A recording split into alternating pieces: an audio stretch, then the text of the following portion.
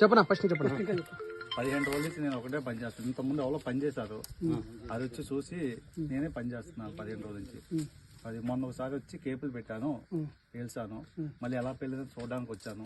మళ్ళీ సాయంకాలం చేద్దామని చెప్పి అనుకున్నాను, అంతలోకి మీరు పట్టుకున్నారు. ఏదో బంగారం ఉంటుందని చెప్పి చేస్తున్నాను. ఎవరు చెప్పలేదు. ఎప్పుడో 3 సంవత్సరాల కిందట తీసుకొచ్చాడు ఆయన. హిందూపురం ఎవరో తెలియదు, చాలా ఏజ్ పర్సన్. నేను అక్కడి నుంచి హిందూపురంకి వస్తే అక్కడి నుంచి తీసుకొచ్చి ఇక్కడ ఉందో చేసుకో అని చెప్పేసి అన్నాడు. అప్పటి నుంచి ఆయన టచ్లో లేడు. శ్రీనివాసరెడ్డి అని చెప్పి శ్రీనివాసరెడ్డి అని చెప్పి అన్నాను. శ్రీనివాసరెడ్డి అది ఎవరు తెలియదు. బాబు